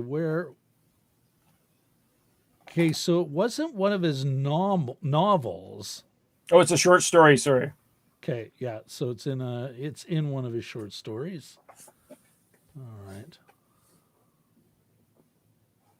A short story. I'm going to turn this short story into a tight 75. Hey, he actually did some work for Alfred Hitchcock Presents. What is it called again, Jim? Vengeance is Mine, Inc.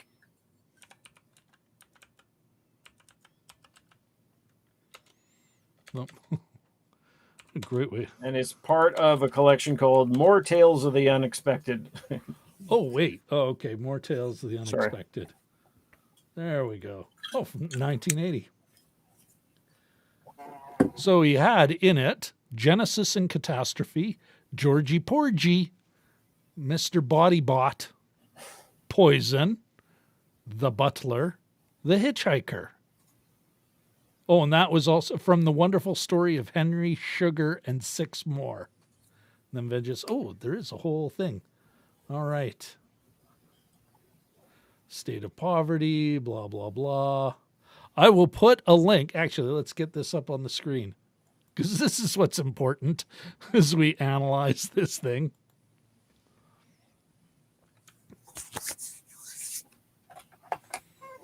While you're doing that, I'll check out my notes, see if there's anything that we forgot.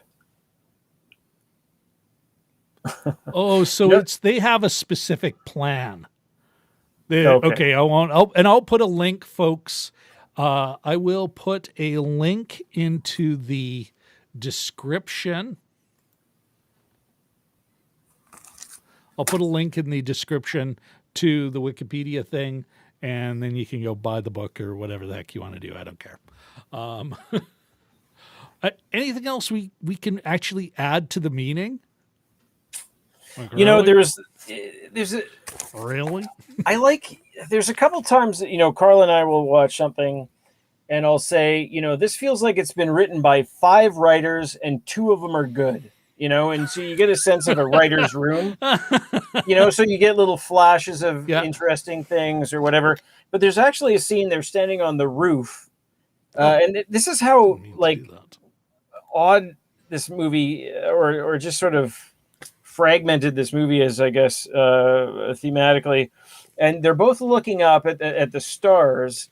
And I can't remember which character says it. It's Sam and Mitch who are up there, Norm MacDonald and Artie Lange. He goes, the light from these stars come from stars that died generations ago. I'm thinking, this is the same movie with Liberace jokes, right? And so all of a sudden, and then they get in deep with the light from dead stars kind of thing. And I just thought, God, this this movie needed a bit more, a lot more sculpting to it. Like it's sort of all over the place, isn't it? And there was a lot, and like I mentioned earlier too, the Chevy Chase character, that's an example of that sort of weird darkness that he goes, he walks up to him and he says, if you owe a guy some money and he blows your toe off, you still owe him the money. Does that seem fair?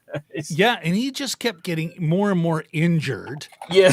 Yes. And then I got the impression, like he gets bumped off in the end. Like, they say, surgery. He says it on the voiceover as they're driving away or something. So, well, maybe that survived a rewrite. Like, again, I'm not that. Well, actually, I'm not one to blame the studio all the time, but I think this is one of those ones. It's so generic. I am willing to kind of go to. I am willing to go to the to say, the producers, the studio is just like, no, that's weird. Just do this. Yeah. It'll make money. Yeah. Especially on what we're paying you, Oh, well. Anything else you want to add before we start? Before we get into our denouement, we've got, we're at 9 minutes and counting, Jim. Okay. Well, I should mention that there's an interesting interview that Mark Maron, who I've talked about. Well, no, we got lots to do. We still have space. I'm talking about the meaning. Sure. Anything else to add on the meaning? No. That's a no. Right? Okay. Okay. All right, my friend. Why don't you tell us about what we're going to be talking about next week? It's another round. Does it hold up? Does it hold up? And we're taking a look at the old one, not the new one, of Dune. David Lynch and Dune and Spice and a guy named Paul. Worms. I wonder if it would be different if it was called A Guy Named Paul. Anyway, would have a different feel, wouldn't it? A guy named Paul and his burden. It's about a planet with one sand dune, and that's it. Anyway, so we're one incredibly large dune. Yeah, there's some worms in it or something. I don't know, but we're going to be looking at that bad boy next week, so it should be a good one. Of course, as part of our lead up to Dune 2021, Denis Villeneuve's his take on the first book, although from what I understand, it's really more like a part 1. It'll go through about halfway of the book. So, but that is, and I, we'll of course announce it again, but we're not looking at the old one and then not looking at the new one. So that'll be coming up soon. A lot of Dune. The whole bunch of Dune. That sound. Yes. All right. Before we get into the director, Mr. Saget, and our final thoughts, let's quickly let's grab a few more comments. That's right, Ahmed. We'll be looking at Dune next. The 1984 version, the weird David Lynch one. All right. Let me come back here. Okay. Dragon Movie Guy says, comedy more than any other art form tends not to age well. I always try to look at the times in which the joke were told as how I judge it. Yeah, they were bad jokes then. Like, I think that's one of the tragedies of this film. It's why it did poorly, was those jokes were seen as bad and bad form and lazy then. Yeah. You know? Yeah, and in 90s SNL was a bit of a boys club, right? If you recall that that age. So, but you think 98 by then, you know, yeah, like a lot of this stuff was not playing.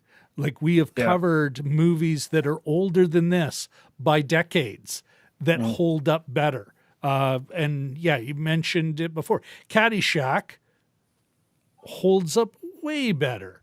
Nowhere near as like I mean, it wasn't perfect by any stretch of the imagination, but nowhere near as just lazily offensive. Like I can't say it's offensive like a, oh my God, this is horrific, because they're too lazy. Like, let's say Hooker, too lazy, too juvenile. Comedy does, it's tricky holding it up, but I mean, if you take a look at something like Midnight Run, 1988, or you know, a lot of times it's those character-driven comedies that what's the Oklahoma, Dirty Rotten Scoundrels, or you know, Bowfinger, which we've taken a look at. These are really solid comedies, and I think they've pretty much held up nicely, you know, because they're smart and well done and thought and efforts. Back to the Future is an action comedy. Yes, people still watch. Like, I mean, it's a big deal now. Yeah. Richard L. says, I also saw it in the theater and remembered nothing but the notes to self-element. Richard going to the theater to see it. That's good. I think we were all there. Yeah. With his Spin Doctors concert T-shirt on and his acid wash jeans. No, I can't remember. No, this is here, DMG does. Here's the second half of his comment. But even with that in mind, you know, and yeah, I agree. We do, and I think we've done that before. It's one of the reasons why we do the Does It Hold Up? It worked then. Does it hold up now? This is not a Does It Hold Up? We're more just kind of going, oh, it didn't hold up then. This is terrible. Yeah. But DMG says, but even with that in mind, still can't figure out how the honeymooners made it on air. Yeesh. And even better, what do? They, like a few years later, 10 years later, they basically put the honeymooners into an animated thing for adults. Well, and that's the Flintstones. Yeah. Crying out loud. Andy Capp. I remember reading Andy Capp in the Funnies, not quite knowing what they were doing. Or Hagar the Horrible. Yeah. You know?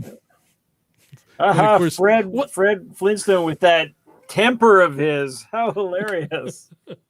Well, and I think that is part of, even in the 90s, The Simpsons was, you know, doing the, oh, Andy Capp, you wife-beating drunk. You know, like,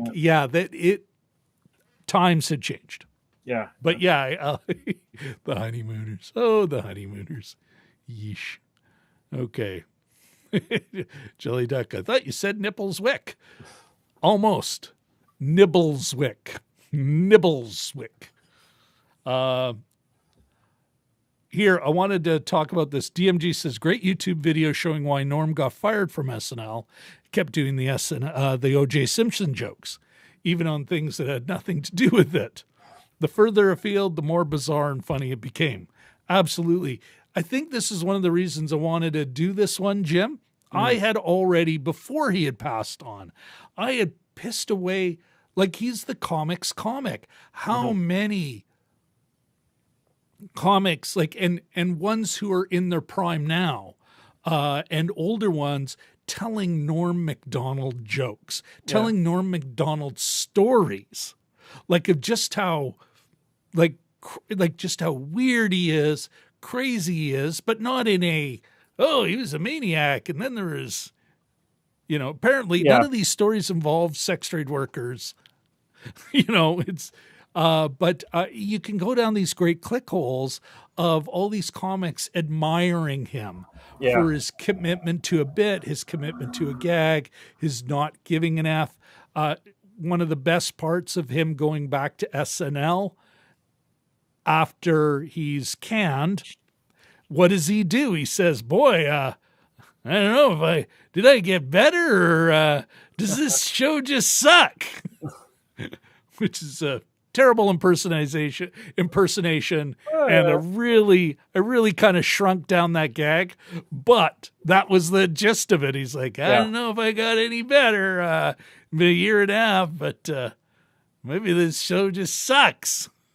It's like just a killer. Like that takes some moxie, you know? Well, the YouTube, there's several YouTube collections of his OJ jokes out there. There's a bunch that are 12 minutes long. There's one that's 35 minutes long, and it's just these stitched, back to back to back.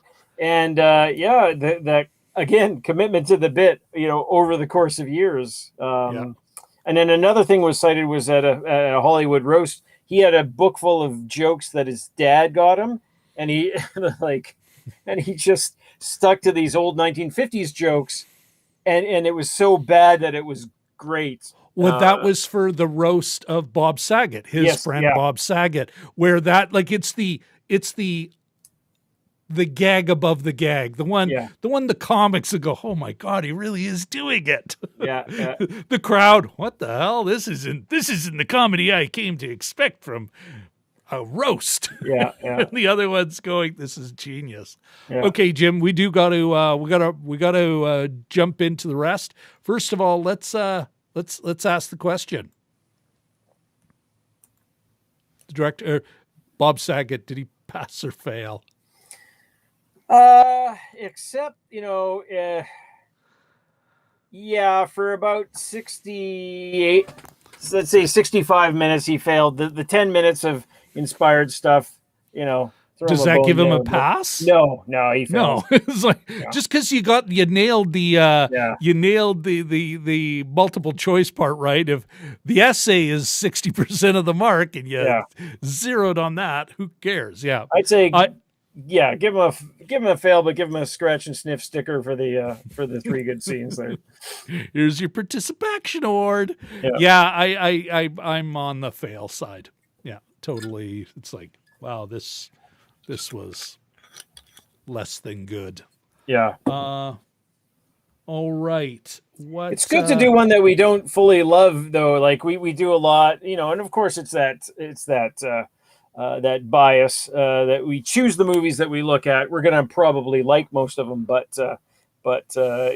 it's sort of interesting for us to do one that we didn't love overwhelmingly or anything. Yeah. Well, DMG says still loves the David Hasselhoff line, just as far as a classic Norm line. And Curtis Judd, Mr. Judd, good to see you. There he is. Scratch and sniff for the effort. He knows what I'm talking about. The root beer scratch and sniff one was always the best one.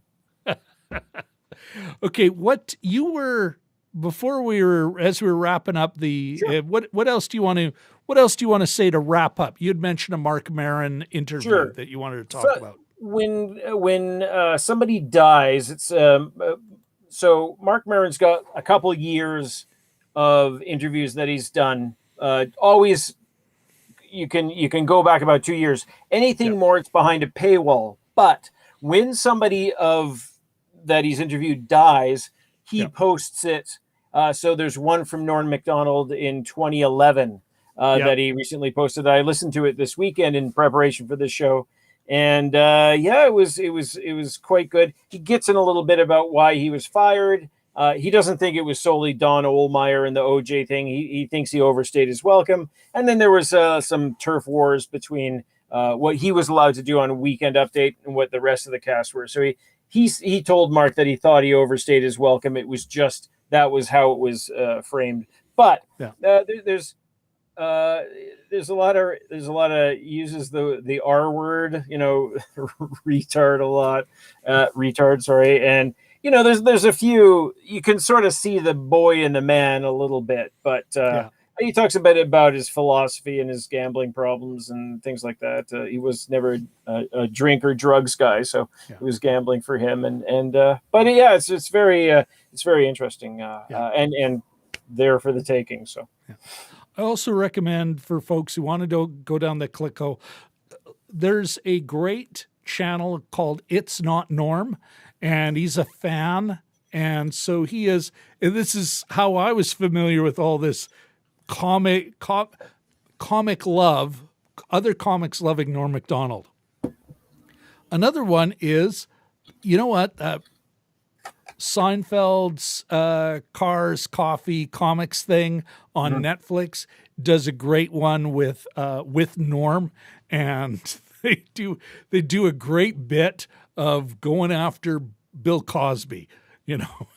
Oh, I saw a scene. Yeah, I saw a clip of that. It's just genius, you know. But he wasn't a hypocrite. That's the worst part. This is all I'll tell you. Okay, everyone. Jelly Duck does remember the film Screwed, and says it's a good one. It is funny. May have to check it out. Yeah. You know what, folks? Thanks for that, man. You know what, folks? Want to say, we're wrapping up now. Thank you all so very, very much for coming, for hanging out with us, for watching this rather less than mediocre film. It's not a good movie, but has some genius moments. Thank you very much. Thanks for putting up with the cringe. It's still something where, you know what? You're right, Jim. It's good for us all to watch a bad movie once in a while. It's like a palate cleanser. Yes, exactly. Well, it's also, you appreciate things that that you like. You're like, oh, maybe Bowfinger is that great, you know, for instance. But anyway. Bowfinger is that great. It is, Another thing that has gone past, has held up. Yes. Yeah. All right. Let's say goodbye to everyone, Jim. First of all, of course, we've got Ahmed, our man in Kuwait City. Thank you so much, Jelly Duck. Curtis Judd, thank you very much for popping in there. Yes. And a good morning from Kuwait. Yeah. Right on, man. You don't get that every day. We got to have Ahmed on the show sometime, but you got to check out his channel. He puts up music every now and then he's created. Every now and then he's doing these weird little gaming videos. And sometimes it's just him reporting on coffee from some Starbucks in Kuwait City or wandering around the mall, which I think is just a weird kind of genius. Okay, we've got, who else? Brian. Dragon Movie Guy, yes, thank you very much. Thanks for watching the Emmys for us and keeping us up to date on that. Looking forward to both the written review and the 5-minute review of that Nick Cage flick. Who else are we talking about here? Of course, you know what? 2/3 of the Balmoral Street Research Irregulars. That is Ms. Katie Fowler and Mr. Richard L. Thank you both very much for coming. Have I missed anyone, Jim? Curtis, Jelly Duck, Richard, Katie. Did anybody come in at the start? I'm looking. Brian. No, Shashank couldn't make it, but we will. Oh, and folks, on that, my scheduling snafu, I was hoping we'd be able to do the Jelly Duck thing. It all kind of worked out anyway with Norm MacDonald's passing, but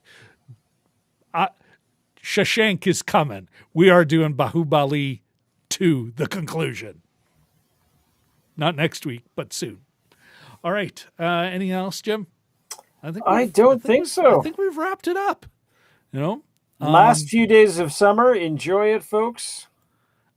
You're absolutely right. Equinox is coming up. Great pro tip. All righty. Jim, this is another great show, and I think it's time to let's cue the outro and repair to the green room. See you, folks. Oh, yeah. Here, I can do that. Oh, wait. No, wait. There. Yeah, 1, 2, okay. 3, 2, 1. We'll work on it. Yeah, we will. Honest.